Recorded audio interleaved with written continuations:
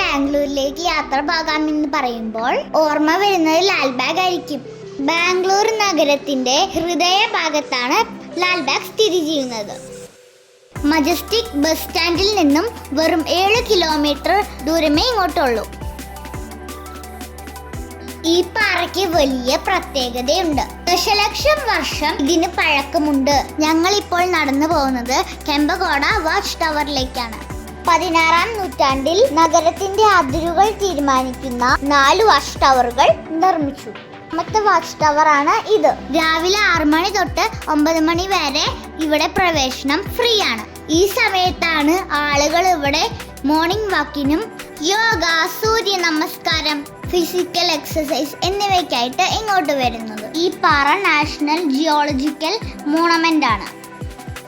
Horticulture department ആണ് ഈ garden പരിപാലിക്കുന്നത്. അവരുടെ പച്ചക്കറികളും പഴങ്ങളും വിൽക്കുന്ന സ്റ്റാളുകളും നമുക്കിവിടെ കാണാം. ലാൽബാഗ് എന്ന വാക്കിന്റെ അർത്ഥം എന്താണെന്ന് അറിയുമോ? അത് ഞാൻ വീഡിയോയുടെ അവസാനം പറയാം. റോഡിന്റെ ഇരുവശവും മരങ്ങൾ കൊണ്ട് ശില്പങ്ങൾ ഉണ്ടാക്കിയിരിക്കുന്നത് നിങ്ങൾ കണ്ടോ?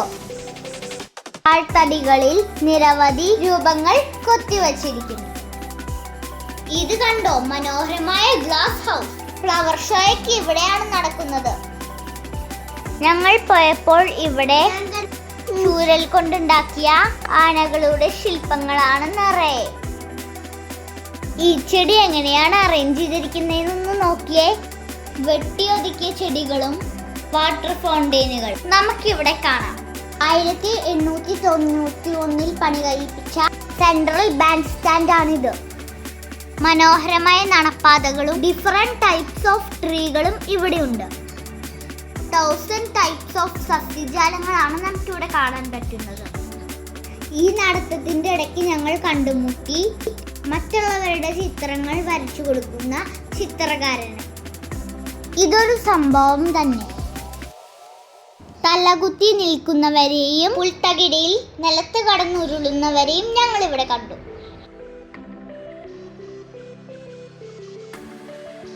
ഇതാണ് ഇവിടുത്തെ വലിയ മരം.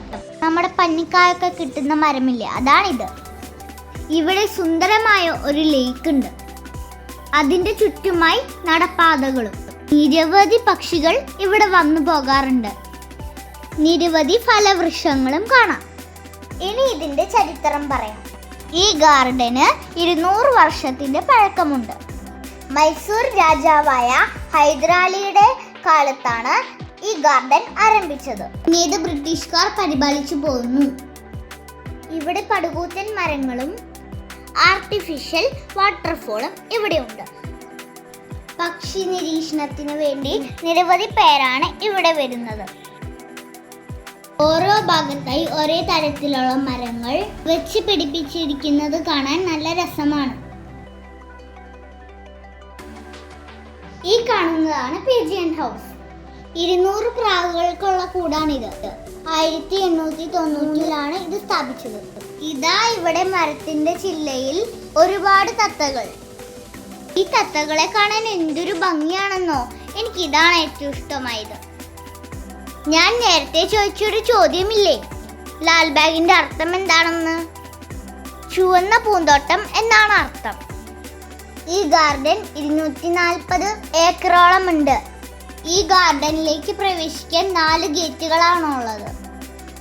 ബോൺസായി വൃക്ഷങ്ങളുടെയും അലങ്കാര ചെടികളുടെയും ഒരു ലോകം തന്നെ നമുക്കിവിടെ കാണാം. We enjoyed this trip. What about you? Thanks for watching.